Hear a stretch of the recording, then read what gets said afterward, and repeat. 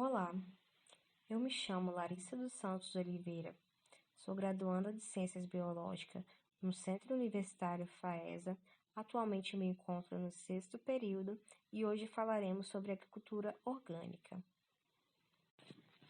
Para o desenvolvimento dessa aula, usaremos como ponto-chave a questão número 100, Caderno Azul, de 2019, do Exame Nacional do Ensino Médio, que trata-se sobre alimentos orgânicos. Mas antes disso, você precisa entender os sistemas agrícolas e a atividade agrícola que engloba os sistemas básicos de plantio. E eles são a agricultura extensiva, que é a baixa produtividade em pequenas extensões de terra, com a utilização de técnicas simples. E temos também a agricultura extensiva, que é a alta produtividade em grandes extensões de terras, utilizando técnicas modernas e mecanização, ou seja, são os minifúndios e os latifúndios. Baseando nisso, temos os tipos de agricultura, e elas são a agricultura subsistencial, que também é chamada de agricultura tradicional, e ela é marcada por uma economia agrícola fechada, de alto consumo. Temos também a agricultura orgânica, ou biológica. Ela surgiu no século XX, e é chamada de cultivo verde, visa principalmente o equilíbrio ambiental e o desenvolvimento social dos produtores. Temos também a agricultura comercial, e ela é chamada também de agricultura moderna ou de mercado. Nesse tipo de atividade, pratica-se a monocultura, que é o cultivo de apenas um tipo de alimento. Temos também a permacultura, que é um processo agrícola integrado ao meio ambiente que envolve a produção de plantas semipermanentes e permanentes, considerando, sobretudo, os aspectos energéticos. A agricultura orgânica é um processo produtivo e comprometido com a organicidade e sanidade da produção de alimentos, para garantir a saúde dos seres humanos, razão pela qual ela usa e desenvolve tecnologias apropriadas à realidade local do solo, topografia, clima, água e biodiversidade própria em cada contexto, mantendo a harmonia de todos esses elementos entre si e com os seres humanos. Esse modo de produção, ele assegura o fornecimento de alimentos orgânicos mais saudáveis, mais saborosos e com maior durabilidade. Não utilizando agrotóxicos, ele preserva a qualidade de água usada na irrigação e não polui o solo nem o lençol freático, com substâncias químicas tóxicas. Por utilizar um sistema de manejo mínimo do solo, ele assegura a estrutura e fertilidade dos solos, evitando erosões e degradação, contribuindo para promover e restaurar a rica biodiversidade local. Por esse conjunto de fatores, a agricultura orgânica viabiliza a sustentabilidade, e amplia a capacidade dos ecossistemas locais em prestar serviços a toda a comunidade do entorno, contribuindo para reduzir o aquecimento global. Com base nisso, abordaremos alguns desses assuntos com base na questão de Ciências da Natureza do Exame Nacional do Ensino Médio número 100 do Caderno Azul do ano de 2019. Com base nisso, abordaremos alguns desses assuntos com base na questão de Ciências da Natureza do Exame Nacional do Ensino Médio número 100 do Caderno Azul do ano de 2019.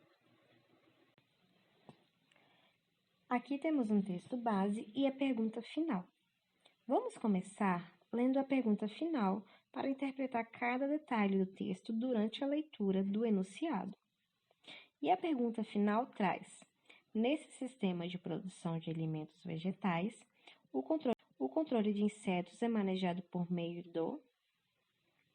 Agora vamos ver qual sistema de produção de alimentos vegetais foi citado no texto. Um sistema de produção de alimentos é composto por todas as organizações, setores sociais e atividades relacionadas com a disponibilidade do alimento, desde a produção agrícola, distribuição, comércio e consumo.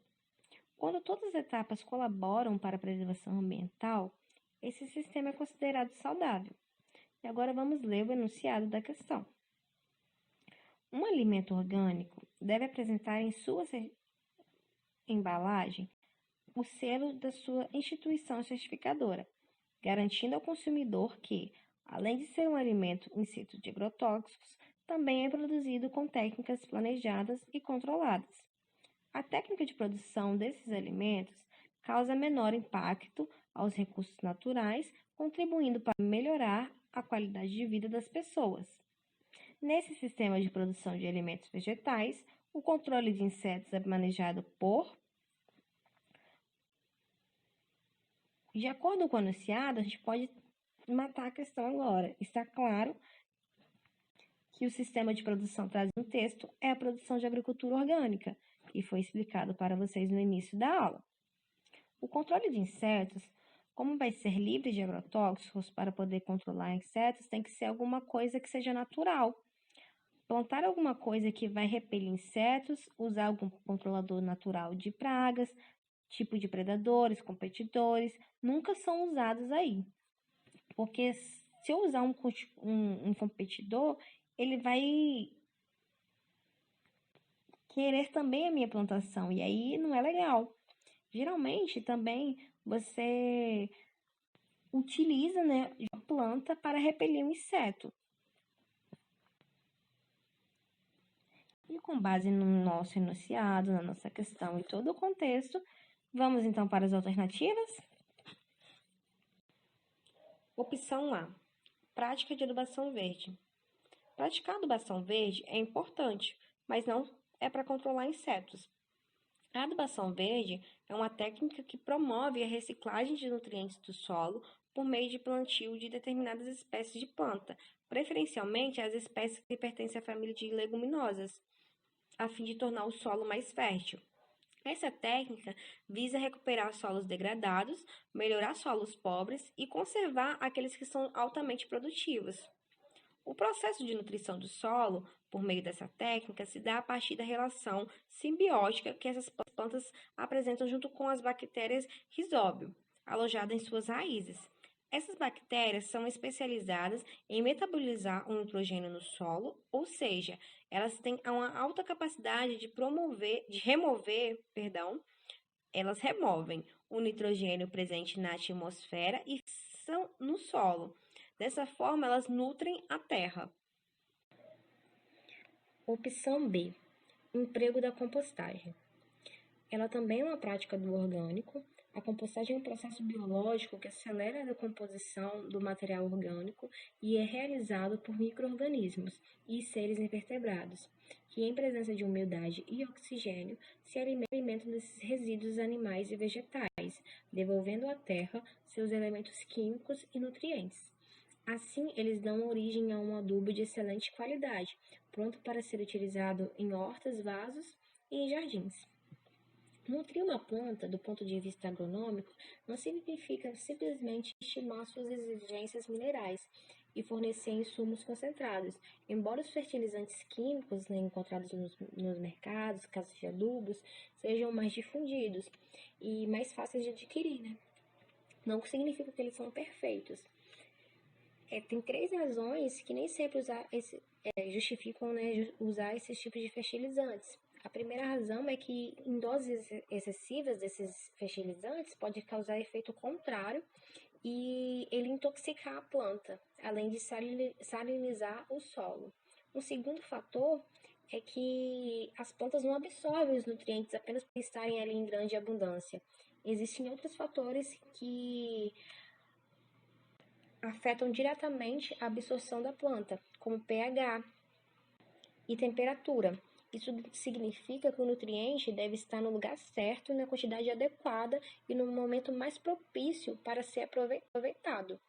Um terceiro fator é que em solos tropicais, as chuvas abundantes, né, promovem a lixiviação de alguns nutrientes, enquanto que a acidez associada a eleva de capacidade de absorção. Nesses ambientes, os sais solúveis são mais suscetíveis a perdas.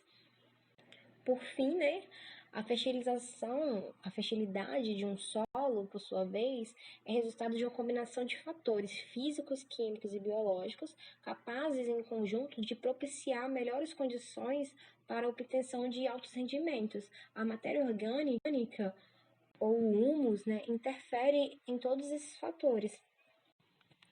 Opção C. Controle de irrigação do solo. Irrigação melhora a qualidade hídrica do solo. A irrigação não é apenas molhar o solo, mas sim quando calculamos a água que precisamos para uma cultura e a colocamos no solo conforme planejado e o mais regularmente possível. Ela veio com o objetivo de ajudar as plantas a fornecerem o seu melhor, compondo o tripé da planta: solo, água e ar. A irrigação veio para fornecer meios mais viáveis de se lidar com a falta de recursos hídricos disponíveis. Sendo assim, ela não é a nossa opção correta. A água disponível para irrigação também tem que ser de boa qualidade. Para saber se essa água é adequada, análises são feitas para determinar teores de sais, materiais em suspensão e a presença de agentes patogênicos. Esses fatores podem afetar a escolha do sistema de irrigação e da cultura a ser implantada. A qualidade de água a ser usada na irrigação é feita por meio de análises laboratoriais. São também pontos importantes o tipo de solo, o relevo, a disponibilidade de água. Tudo isso influenciará na hora da escolha do tipo de irrigação. Existem vários sistemas de irrigação e eles são possíveis, atender várias variações de solo, climas. No entanto, não existe um tipo de sistema ideal. Opção letra D. A utilização de predadores naturais.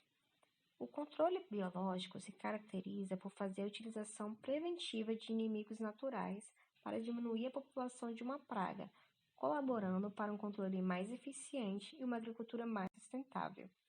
Esse tipo de controle é uma prática importante dentro do manejo integrado de pragas. Assim como em outras formas de controle de pragas, quando executado corretamente, ele consegue trazer um resultado desejado para o agricultor. O sucesso se dá ao desempenho de agentes biológicos que fazem um controle natural dos insetos, no qual os predadores de pragas são liberados intencionalmente na cultura. Algumas pragas das principais culturas possuem inimigos naturais. Esses insetos predadores, quando liberados em lavouras comerciais, atacam somente a praga e causam danos à planta onde a praga se alimenta. Essa ação predadora pode ocorrer por meio do ataque de fato ou acontecer por meio do parasitismo, onde os insetos parasitoides, que são os inimigos naturais, depositam seus ovos e esses passam a se desenvolver dentro do corpo da praga, acarretando na morte do inseto. Conseguiram compreender? Matamos a questão. Essa é a nossa resposta correta para essa questão. O controle biológico é extremamente importante para a agricultura brasileira e é agente fundamental para a redução na aplicação de agrotóxicos no cultivo de alimentos brasileiros. Porém, criar um modelo de controle biológico que seja adequado para o cultivo tem se tornado um desafio maior. Nos dias atuais, o agronegócio tem tido uma urgência em se reinventar para conseguir prover a demanda alimentar mundial e minimizar os impactos ambientais. Fazer o controle biológico de pragas é uma das soluções mais favoráveis a todas as partes envolvidas. Nessa frente, a utilização de produtos à base de agentes biológicos para controle de pragas e doenças agrícolas está cada vez maior e vem crescendo consideravelmente no país, devido aos benefícios que ela traz, Ela traz a melhoria da qualidade dos produtos agrícolas, a redução na poluição ambiental, uma preservação dos recursos naturais, além da sustentabilidade dos agrossistemas. E foi justamente devido ao uso exagerado dos agrotóxicos nas plantações que começou a gerar essas contaminações e consequências sérias para as lavouras, O controle biológico de pragas ele pode ser dividido em 4 tipos: artificial, natural, clássico e aplicado.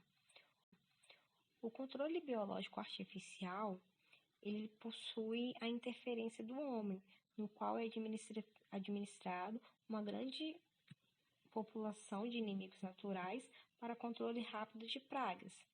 Temos também o controle biológico clássico, que consiste na aplicação de inimigo natural, predadores, que na sua maioria é importado de outro país. Eles são aplicados de maneira pontual para controlar as pragas, e é um processo longo devido ao autocontrole que tem que ter dessa aplicação.